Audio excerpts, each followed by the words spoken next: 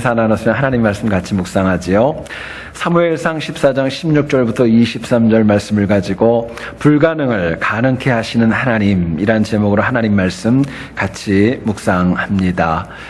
1차 세계대전 말기에 영국은 알렌비 장군에게 예루살렘을 그 도시를 다시금 탈환하라는 명령을 내렸습니다.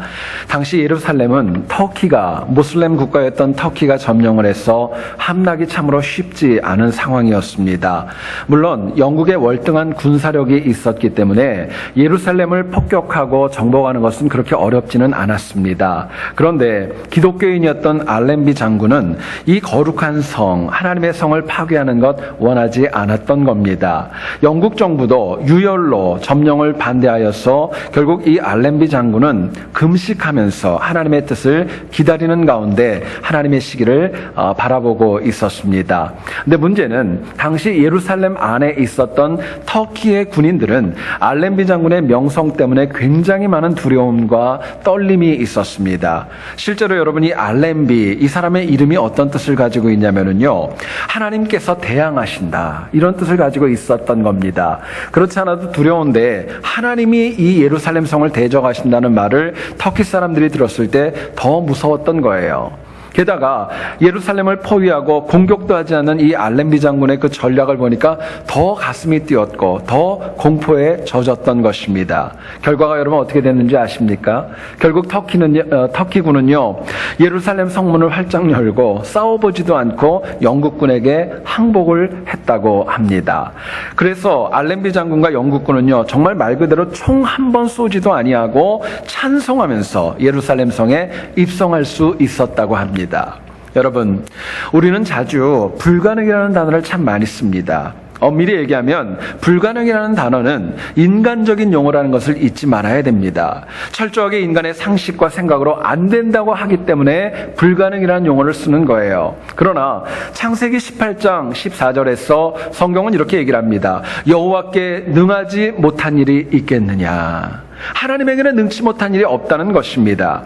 여러분, 결국 인간에게는 불가능이 있다고 얘기를 합니다. 그러나 하나님 앞에서는 모든 것이 다 가능한 것을 믿습니다. 여러분, 그게 하나님의 원칙이죠. 성경을 보세요. 인력으로 인간으로 불가능했던 많은 것들을 하나님께서 하나님의 은혜와 능력으로 이루어 나가십니다. 인간이 해결할 수 없었던 죄의 문제 하나님 해결해 주셨습니다. 죽음의 문제도 해결해 주셨어요. 죄인이었던 우리를 의인으로 인정해 주시는 은혜도 저희들에게 주셨습니다. 알렌비 장군의 승리는 오늘 이 시대에도 하나님께서 살아 역사하신다는 것을 저희들에게 보여주는 귀한 예증입니다.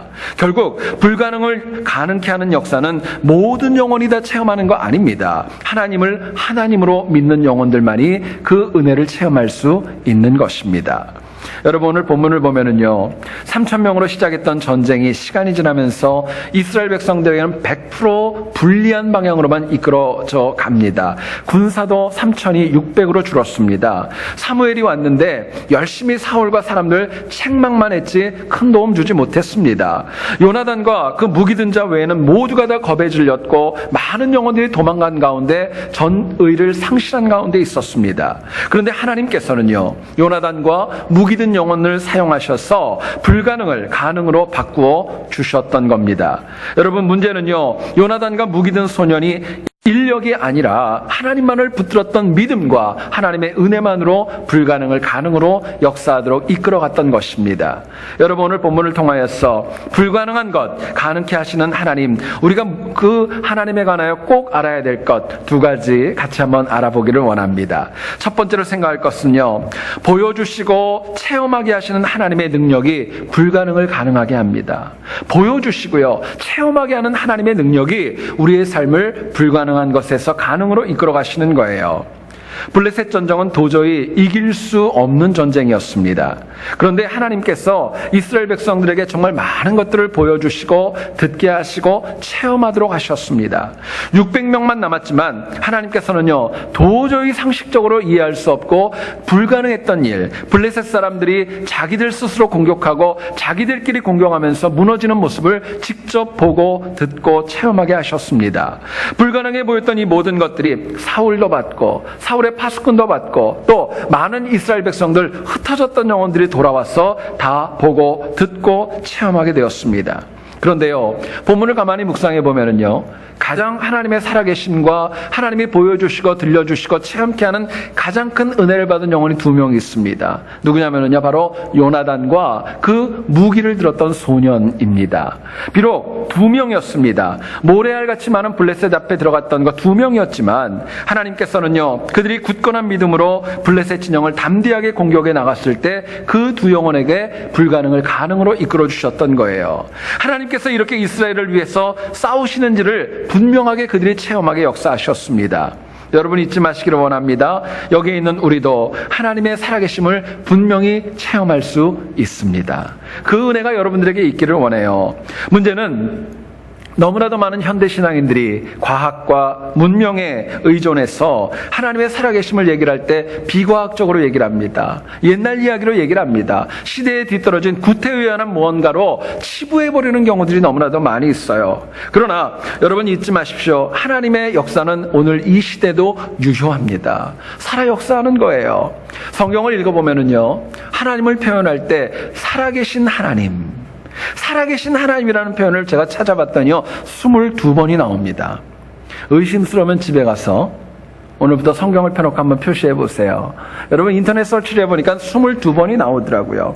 문제는 엄청난 능력으로 살아계심을 보여주셔도 오늘을 살아가는 신앙인들은 살아계신 하나님 모르고 살아간다는 데 있습니다. 자, 그렇다면 하나님께서 보이시고 체험케 하시는 능력이 있기 때문에, 체험케 하는 그 은혜가 있기 때문에 우리가 과연 어떻게 살아가야 될까요? 하나님이 체험케 하는 많은 은혜가 있는데 이거 가지고 어떻게 살아갈까 묻게 됩니다. 본문은 저희들에게 이렇게 도전합니다. 우리가 방관자가 아니라 주관자로 살아가야 하나님의 온전한 능력 체험할 수 있는 것입니다. 하나님의 살아계신 능력은 방관하는 것이 아니라 주관자로 살아갈 때 그 은혜를 누릴 수 있다고 말씀합니다. 22절 한번 보세요. 에브라임 산지에 숨었던 이스라엘 모든 사람도 블레셋 사람들이 도망함을 듣고 싸우러 나와서 그들을 추격하였더라 이야기합니다. 성경은 블레셋과의 전쟁이 처음에는 너무너무 두려워서 도망가고 숨는 영혼이 적지 않았다고 이야기합니다. 그런데 그 영혼들이요, 하나님의 은혜를 보고 듣고 체험한 가운데 다시 돌아왔습니다. 제자리로 돌아왔던 거예요. 생각해 보시죠. 도망가고 숨었던 영혼들은요, 국가적인 위기 앞에서 철저하게 그들은 방관자였습니다. 상관없었던 거예요. 그러나 다시 돌아와서 목숨을 걸고 전쟁에 참여하기 시작하면서 그들은 더 이상 방관자가 아니라 주관자로 서서 하나님의 살아계심을 체험할 수 있었던 겁니다. 결국 방관자로 살았다면 누구도 하나님의 능력 체험할 수 없었을 거예요. 그러나 다시 주관자로, 다시 자리로, 자기 자리로 돌아왔을 때 하나님의 살아계심을 온전히 체험하는 은혜 누릴 수 있었던 겁니다. 여러분, 패배의 기운이 굉장히 농후했습니다. 질 수밖에 없었어요. 기대가 없었습니다. 그러한 가운데 요나단과 무기든 이 소년은 가장 강력하고 가장 온전한 주관자의 역할을 감당하여 많은 은혜를 체험할 수 있었던 것입니다. 그들은 자신을 생각하지 않고 국가와 하나님을 믿는 믿음 먼저 붙잡는 성숙이 있었습니다. 국가를 위한 전쟁에 말과 혀로만 사랑하지 않았습니다. 행함과 진실함으로 임하는 주관자의 모습을 보여줬던 겁니다.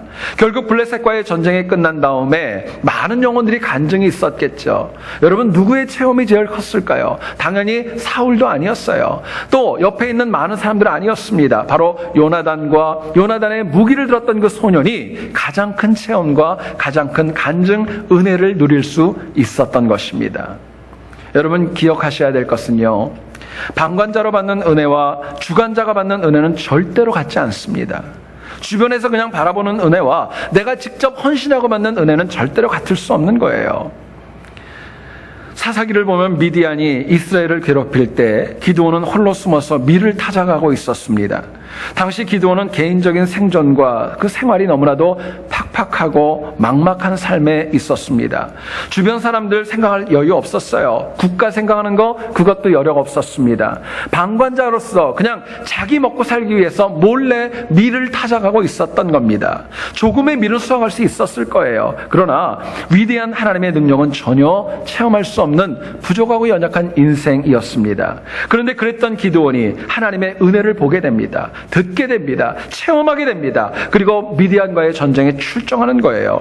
마침내 기드온은 불가능해 보였던 미디안과의 전쟁에서 32,000명이 10,000명으로 줄고 300명이 되어도 두려워하지 않는 그 능력과 권능이 있었던 겁니다. 여러분, 이유가 있습니다. 기드온 자신이요 생명을 걸고 나갔어요. 더 이상 방관자 아니었던 겁니다. 주관자였던 것입니다. 내 일이라고 생각하고 하나님 앞에 엎드렸을 때 하나님이 그 영혼에게 가능케 되는 역사를 보여주셨던 거예요. 철저한 주관자가 되었을 때 두려워하지 않았습니다. 담대했습니다. 결국 하나님의 살아계신 능력을 온전히 체험하는 그 간증이 기드온의 인생에 쌓여졌던 거예요. 여러분, 방관자는요 매사를 내 일이 아니라고 생각합니다. 소극적입니다. 무관심합니다. 내가 괜찮으면 남이 어떻게 되든 말든 전혀 상관하지 않는 모습이 방관자의 모습이에요. 그렇기 때문에 방관자는 참 안타깝지만 공동체 자체에 큰 도움을 주지 못하는 것 너무나도 자명한 것입니다. 그러나 주관자는 다릅니다. 매사를요 내 일로 여깁니다. 능동적입니다. 그리고 긍정적입니다. 진취적으로 임하는 거예요. 주관자는 자력이 아니라 하나님을 믿고 하나님의 은혜를 가지고 하나님 주신 일에 헌신하는 것입니다. 결국 주관자는요 교회 일뿐만이 아니라 세상에서 나에게 주어진 모든 일들을 하나님이 나에게 주신 소명으로 알고 임하는 것입니다. 그렇기 때문에 능력이 있는 거예요. 여러분, 철저하게 주관자는요 주인의식으로 무장되어져서 손해와 희생 보는 거 그거 두려워하지 않습니다. 여러분, 가만히 한번 보세요. 여러분들이 속한 공동체, 여러분들이 아는 사람들, 교회 내에서 인간도 부족한 우리도요 누가 방관자이고 누가 주관자인지 압니다.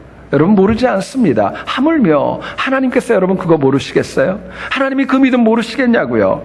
저는 여러분들이 이왕 신앙생활을 하려면은요 항상 방관자가 아니라 주관자 되기를 축원합니다. 그게 능력입니다. 어떤 초등학생이 실제로 있었던 일이랍니다. 비가 오는 날 길을 가다가 어떤 할머니 한 분이 넘어져서 쓰러져 있는 것을 보게 되었습니다. 그냥 지나갈까 생각하다가 할머니가 너무너무 힘들어 보이고 안타까워서 그분을 일으켜 세웠고 그분을 모시고 그분의 말하는 디렉션을 따라서 댁까지 모셔다 드렸던 거예요. 할머니는 아이의 도움이 너무 고마웠습니다. 그리고 아이에게 말했습니다. 내가 네 소원 하나 들어줄게. 너 뭐 원하니? 이 얘기를 했습니다. 이 아이가 좀 당돌했나 봐요. 내가 바라는 소원은 굉장히 크다고. 할머니 못 들어줄 것 같다고. 아니, 내가 들어줄 테니까 한번 얘기해 보라고. 그랬더니 이 아이가 뭐라고 얘기를 했냐면요, 제가 다니는 교회가 굉장히 낡았는데 그거 새로 지어달라는 거예요. 교회를 새로 지어달라고 그랬습니다. 이 할머니가 그 아이의 모습을 보고 너무 기특했어요. 그리고요, 알고 보니까 그 할머니가 굉장히 거부였습니다. 그래서 정말 아이의 소원 그대로 교회를 새롭게 지어 주었다고 합니다. 여러분, 짧은 이야기지만은요, 이 어린아이, 작은 아이 하나도요 교회에 그냥 다닌 거 아닙니다. 이 교회가 내 교회라는 거예요. 내가 주인의식을 가지고 이 교회에 대해서 방관자가 아니라 주관자의 그 마음을 가졌기 때문에 소원을 얘기하라고 그랬을 때 하나님의 교회를 지어달라고 말씀드릴 수 있었던 겁니다.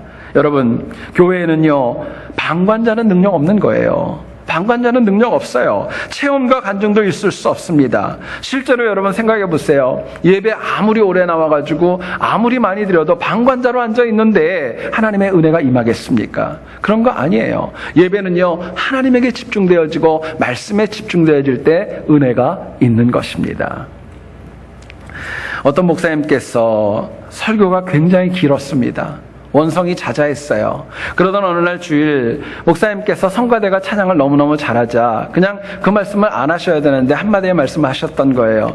오늘 찬양이 얼마나 은혜로운지 제가 설교를 안 해도 될 것 같습니다. 그러고 얘기를 했습니다. 그러자 모든 교인들이 진심으로 아멘했대요. 진심으로 아멘해가지고 목사님 굉장히 상처받았다고 합니다. 여러분, 예배 나오는 거 뭡니까? 찬양 들으러 온 거 아니죠? 하나님 앞에 온전히 집중해서 예배 드리러 온 것입니다. 여기 있는 우리는 다 다릅니다. 그런데요, 하나님께서 나를 세안교회에 보내신 이유가 있습니다. 이 시간에 예배드리게 하신 이유가 있습니다. 다른 거 아닙니다. 방관자 아니라 주관자 되라는 것입니다. 하나님 나라에서 주관자 되라는 거예요. 혹자는 과거에 받은 상처 때문에 더 이상 교회 일에 깊게 관여하고 싶지 않다고 말하기도 합니다. 근데 여러분 잊지 마세요. 은혜는요, 얕은 곳에 있는 그런 방관자가 아니라 깊은 곳을 향하는 주관자에게 하나님이 허락하시는 겁니다. 누구도 정말 교회를 사랑하고 정말 하나님을 사랑하고 정말 하나님의 말씀을 사랑하는 영혼은요, 넘어지지 않는 겁니다. 은혜가 있는 겁니다. 승리가 있는 거예요. 저는 여러분들의 인생이 항상 주관자가 되어서 하나님의 능력을 체험하고 불가능을 가능케 하는 역사가 인생에 날마다 이루어질 수 있기를 주님의 이름으로 축원드립니다. 두 번째로 생각할 것은요, 여전히 우리를 위해 일하시는 하나님의 사랑이 불가능을 가능하게 합니다. 나를 위해 일하시는 하나님의 사랑이 불가능한 것 가능하게 역사하는 거예요. 오늘 본문을 보시면은요, 사울은 왜 블레셋 진영이 갑자기 혼란케 되었는지 그 이유를 전혀 알 수 없었습니다. 점호를 하고 난 다음에 보니까 2명이 비었어요. 요나단과 무기 들었던 영혼이 사라졌던 겁니다. 근데 이 2명이 사라졌다고 그래서 블레셋 진영에서 서로 죽이고 흩어지고 난리가 났다는 거 어떻게 예측할 수 있고 어떻게 설명할 수 있겠어요? 그러나 블레셋의 혼란을 모두 목격했던 이스라엘 백성들, 도망갔던 영혼들이 다시 옵니다. 합력하게 됩니다. 결국은요, 불가능했던 것을 가능으로 승리로 이끌었던 것입니다. 자, 그렇다면 질문이 있어요. 여러분, 시간이 지나면 지날수록 어떻게 블레셋 진영이 이렇게 더 어지럽고 힘들게 되었을까요? 왜 블레셋이 이렇게 자멸하게 되었을까요? 단지 요나단과 무기든 소년이 그 용맹스러웠고 그것 때문에 이렇게 흩어졌을까요? 물론 그것은 작은 원인이 될 수 있습니다. 근데 여러분, 블레셋이 넘어지고 혼란케 되고 이스라엘이 불가능한 가운데 승리할 수 있었던 가장 큰 원인이 있습니다. 하나님이 일하셨기 때문입니다. 하나님이 일하셨던 거예요. 비록 사울과 이스라엘은 몰랐지만 하나님께서는요, 당신의 백성 이스라엘을 위해 힘있게 일하셨던 겁니다. 여러분, 그렇게 일하시는 하나님의 능력이요, 하나님의 백성에게 불가능을 가능으로 바꿔주는 은혜로 채워주시는 겁니다. 요한복음을 보시면은요, 5장 17절에 얘기를 합니다. 예수께서 이르시되 내 아버지께서 이제까지 일하시니 나도 일하느니라 이야기예요. 여러분, 여기서 일한다의 헬라어 원어인 엘가조마이라는 단어는요, 문법적으로 현재형입니다. 무슨 말이냐? 이는 하나님께서 지금 이 시간에도, 지금 우리가 앉아있는 이 시간에도, 앞으로 우리가 살아가는 그 시간에도, 지금이라는 그 시간에 하나님께서 나를 위해 일하신다는 것입니다. 여러분, 실제로 만약에 하나님이 일하심이 없다면요, 연약한 우리의 인생은요, 잠시도 생존 자체가 불가능한 거예요. 5분도 보장할 수 없다는 것입니다. 자, 그렇다면 지금도 여전히 우리를 위해 일하시는 하나님의 사랑 앞에서 우리가 어떻게 살아가야 될까요? 하나님이 날 위해서 일하시는데 어떻게 살아가야 될까 묻게 됩니다. 본문은 저희들에게 이렇게 얘기를 합니다. 하나님이 나에게 주신 제자리 지키면서 하나님 위에 일할 때 불가능이 가능으로 바뀌는 거예요. 하나님이 나에게 주신 자리 지키는 것입니다. 믿음의 자리를 지키는 거예요. 본문 21절을 보시면은요, 히브리 사람이 사방에서 블레셋 사람들과 함께 진영에 들어왔습니다. 22절을 보세요. 이스라엘 모든 사람도 블레셋이 도망함을 듣고 싸우러 다시 왔다고 성경은 얘기를 합니다. 비록 블레셋 안에서 내분이 있었지만은요, 그것 때문에 전쟁에서 완전히 이긴 거 아닙니다. 성경을 보면은요, 600명밖에 작은 인원이 없었지만, 그거밖에 없었지만은요, 이탈했던 영혼들이 다시 돌아왔습니다.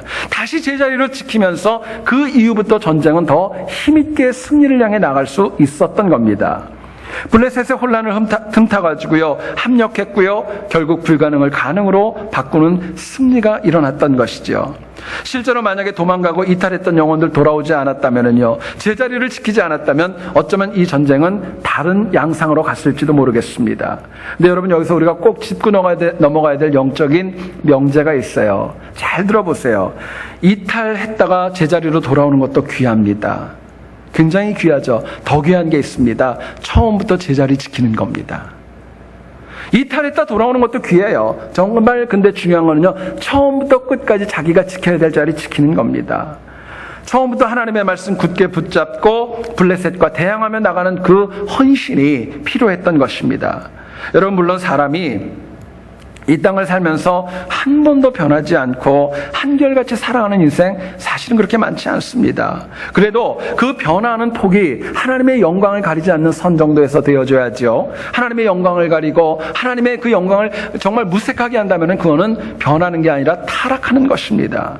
여러분 곁길로 들어간다 할지라도요, 돌아와서 내 자리를 지켜야 그래야 승리하는 거예요. 돌아오지 않고 떠난 자리에 있다면요, 그거는 타락입니다. 넘어지는 거예요. 신명기를 보면은요, 23장 3절에 이런 말씀이 나옵니다. 모압과 암몬 족속은 영원히 여호와의 총회에 들어오지 못하느니라 이야기합니다. 여러분, 모압과 암몬 족속은요, 하나님의 총회에 못 들어온대요. 근데 하나님께서 놀랍게도 모압 여인이었던 룻이라는 여인을요, 하나님의 백성으로 포함시켜 주셨습니다. 메시아의 조상으로 인정시켜 주셨던 것입니다. 이유가 있어요. 모압 여인은요, 힘들었습니다. 이민자였습니다. 근데 이민 생활 가운데에서도 나오미를 따르면서 정말 자기의 자리를 잘 지켰던 거예요. 생각해 보시죠. 젊은 나이에 과부가 되었습니다. 고향에 남아있으면요, 미래가 열렸을지도 모르겠어요. 그런데 오르바는 남았지만 룻은 시어머니를 따라 베들레헴으로 돌아오지 않습니까?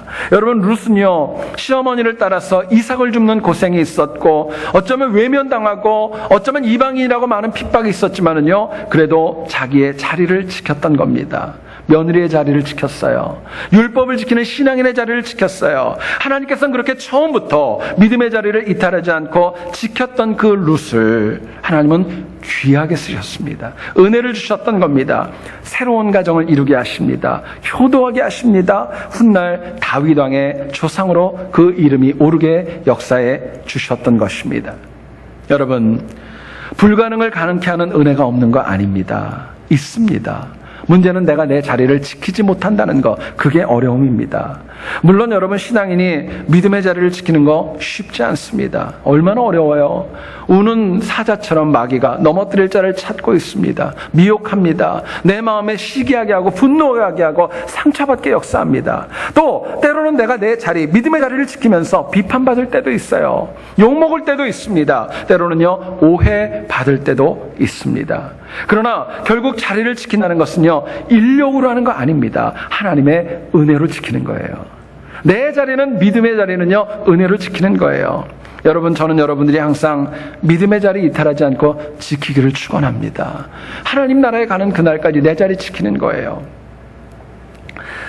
아이오와주에 가면은 키오쿡 침례 교회라는 교회가 있습니다. 그리 큰 교회는 아닌데 이 교회가 유명하게 된 계기가 있어요. 뭐냐면은요, 이 교회 교인 가운데 한 명이 기네스북에 오를 정도의 기록을 가지고 있다는 것입니다. 어떤 기록이냐? 한 여인이, 이름이 에피 링키스트라는 여인인데요, 무려 88년 동안이나 한 교회를 평생 섬기다가 그 교회에서 하나님의 품에 안겼다는 것입니다. 우리 교인들은 텅이 커가지고 별로 이게 놀람이 없는데, 여러분, 88년이면 길어요, 짧아요? 엄청나게 긴 시간이죠. 88년을 한 자리를 끝까지 지켰다는 거예요. 여러분, 이분이 지키는 그 기간 동안에 키오쿡 침례교회는 담임 목사님이 15번이 바뀌었고요. 설교를 평생 8,000번 이상을 들었다고 합니다. 50년 동안 주일학교 교사를 봉사하면서 10명의 교육자를 양육하는 은혜도 누릴 수 있었다고 합니다. 여러분, 생각해 보면은요, 이 링퀴스트의 삶에도 왜 어려움 없었겠어요? 아픔도 있었겠죠. 좌절과 낙담도 있었을 겁니다. 그러나 링퀴스트는 죽기까지 한 교회에서 자기의 믿음의 자리를 지켰던 것입니다. 여러분, 저는 이것이 은혜라고 믿어요. 왜요? 자리를 지킨다는 것은요, 믿음이 있기 때문에 지키는 거예요. 의지가 있다는 거예요. 결단이 있다는 거예요. 교회 사랑이 있다는 것입니다. 더 나아가서는요, 흔들리지 않는 믿음과 은혜 붙잡고 살아간다는 것을 스스로 보여줬던 것입니다. 여러분, 우리 세안교회는 여느 이민 교회들처럼 교인들 가운데 연세 드신 분들의 비중이 사실은 많이 있는 것이 사실입니다. 많은 분들이 얘기를 합니다. 교육관을 짓고 또 많은 젊은 영혼들을 불러서 교회가 활성화되어져야 된다 이야기하기도 합니다. 또 어떤 분들은요, 그런 얘기도 합니다. 나이가 이제 있기 때문에 더 이상 귀찮게 하지 말고 그냥 편안하게 신앙생활 하다 가게 해달라고 저한테 엄포를 놓는 분들도 몇 분이 있었습니다. 그런데요, 여러분 생각해 보세요. 나이가 드셨어도 내가 지켜야 될 자리를 지키는 것이 그게 진짜 믿음입니다. 그게 진짜 믿음이에요.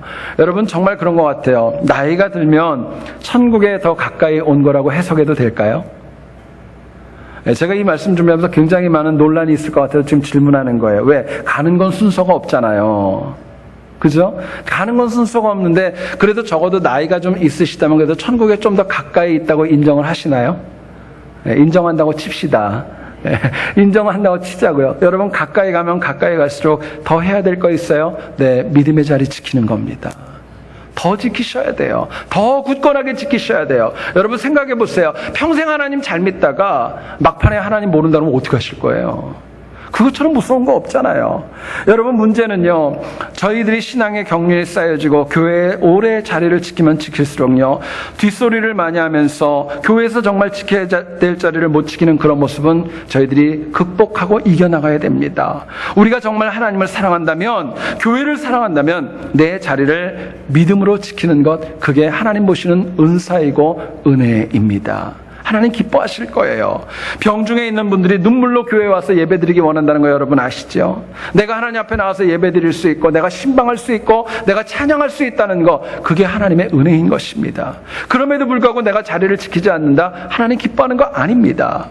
여러분 내가 지켜야 될 자리를 지킬 때 영적으로나 육적으로나 더 강건할 줄 믿습니다. 내 자리를 지킬 때 내 후손들에게 믿음의 영적 유산들이 계승되어지는 거예요. 내 자리를 지킬 때 나도 살지만 내 주변에 있는 사람도 살아날 수 있는 것입니다. 내 자리를 지키면은요, 내가 기도한 거 절대로 땅에 떨어지지 않습니다. 하늘의 상급으로 하나님 채우십니다. 내 자리를 지킬 때 하나님께서 일하시고 역사하시는 거 우리가 날마다 체험하고 간증하고 고백할 수 있는 거예요. 여러분 생각해 보세요. 매일 내 자리에서 이탈해서 뒤에만 서 있는데 어떻게 하나님 일하시는 거 보겠어요? 매일 뒤에 있는데 어떻게 하나님 일하시는 거 보시겠어요? 또 하나님의 일하심을 전혀 체험하지 못하면서 어떻게 신실한 신앙인으로 하나님 앞에 설 수 있겠습니까? 불가능한 겁니다. 여러분 힘들고 어려워도 내가 내 자리를 지키는 것, 그게 신앙생활입니다. 그게 믿음인 거예요. 하나님께서 저희들에게 그 사명과 그 은혜를 주셨습니다. 저는 여러분들이 각자 믿음의 자리 잘 지킬 수 있기를 원합니다. 여러분 믿음의 자리를 지킨다는 것은 그만큼 어려움도 있다는 거예요. 쉽지 않은 도전도 있다는 거예요. 실망도 있다는 거예요. 좌절도 있다는 겁니다. 근데요, 그럴 때마다 움직이는 거 하나님 기뻐하는 거 아닙니다. 내 자리 지킬 때 하나님이 은혜 주시는 겁니다. 여러분 그 은혜 가지고 불가능을 가능으로 이기는 승리가 있기를 다시 한번 주님의 이름으로 축원드립니다.